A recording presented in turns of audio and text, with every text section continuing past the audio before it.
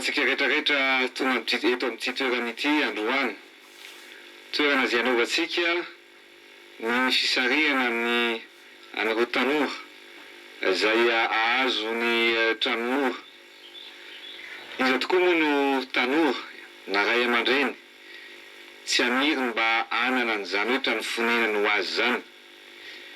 Ary izay indrindra no isarihako ny saintsika no hoe ao anatin'ny lalam-panorenan'ny Repoblika Fahefatra dia mazava tsara hoe ny fitondram-panjakana dia tokony hanampy ny olom-pirenena ahafahany manorina sy manangana ary indrindra manana trano fonenana sahazany tsirairay avy.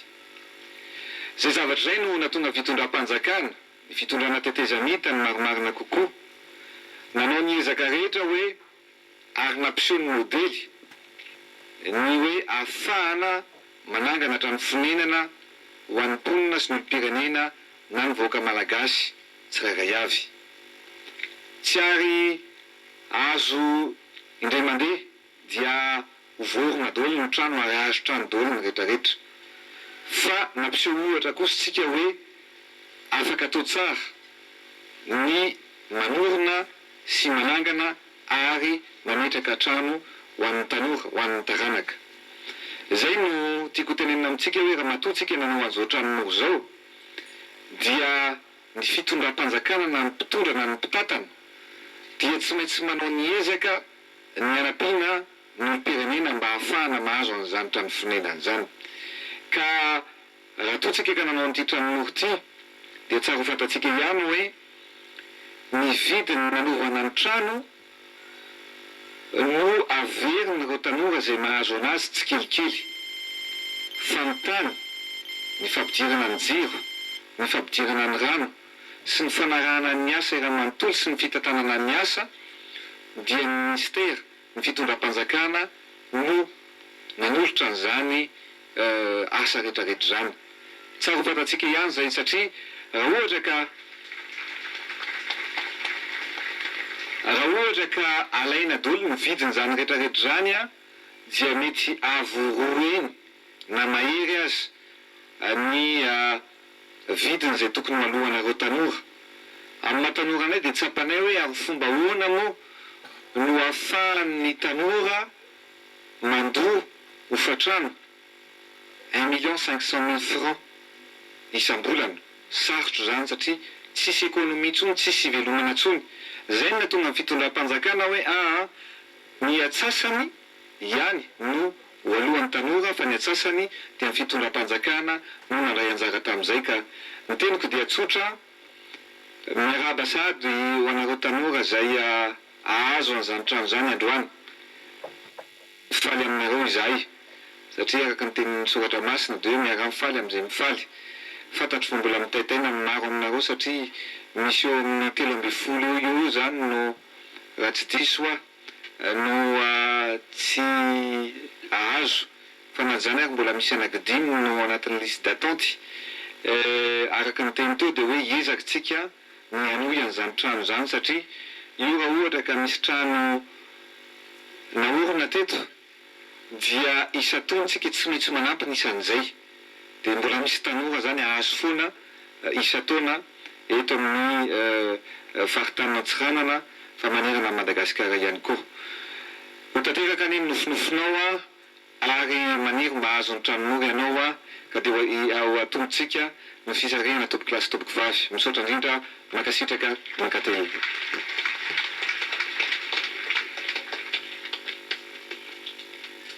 Inary tompoko lasy tompoko vavy hotombontsika ny fisarihana mankatakanao maître Rakotory Vermasirus nokatra ny vata. Lakile an'ity vata ity moa zany dia any amin'ny maître.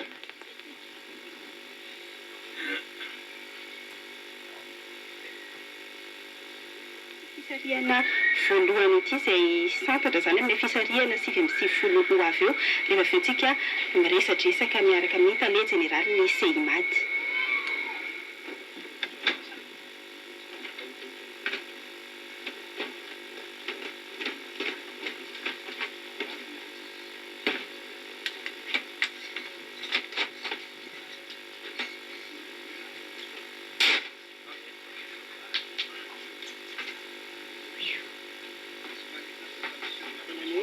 izay afaka ambony 750 000 francs par mois. Ny logement numéro 1 zany dia andriamatoa Florent Zamita ny andatantsika mpanajana mba hisintona azy ary izay olona mahazo azy dia angaviana mba hitsangana ity aka ny lakle sy ny coupon d'attribution azo amin'ny logement numéro 1 zany.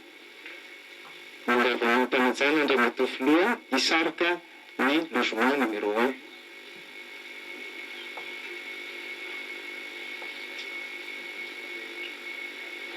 Andrasana zany hoe izy ity voalohany tsara vita nahazo indrindra no nalaiko antranany ity. Ka nahazo ny tranon'ora voalohany zany teto Antsiranana dia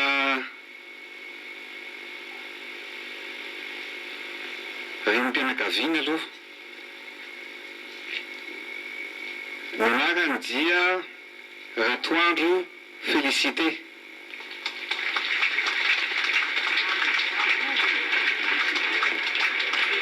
Sady félicitations zany Félicité.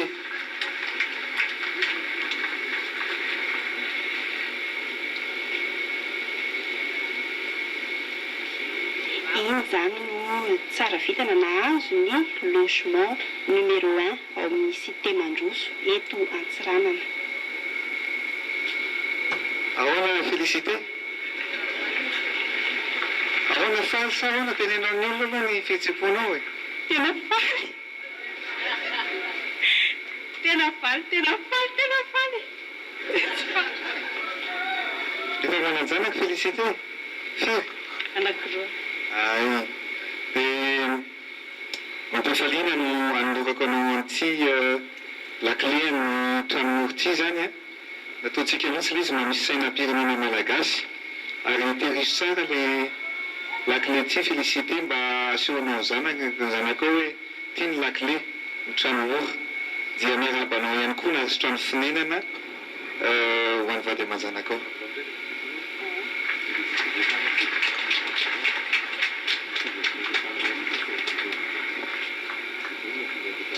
Dia Félicité zany mijanona eo fa mbola anao tirage n'ilay mahazo manaraka iny fa mitebiteboka nareo izy aza no azo an'ilay trano farany. Dia aleo ananina mihitsy ity jerevana tsara, hotsakotsana tsara ozy izy ny fitenenana.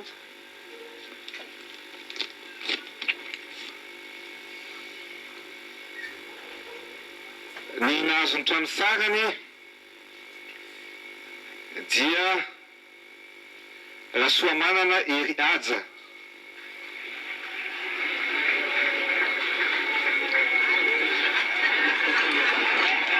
Sauvé par le Gong ozy izy ny fitenenana.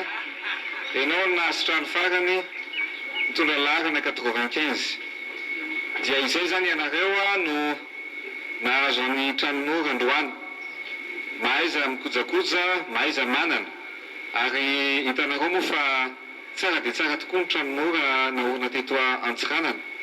Rehefa nandalo tany zay omaly satria ny varavarana dia mitolàna natao vy, ny plafond placo plâtre, ny varavarakely aluy daholo fa ny angatahana aminareo fotsiny dia rehefa makany nareo amin'ny lady amin'ny herin'ny androany dia mitondra hazo dia samy mamboly hazo tokotany, samy mamboly bozaka, samy mamboly voninkazo. Zay ya. Dia misaotra indrindra, mankasitraka makatelona antsika rehetrarehetra.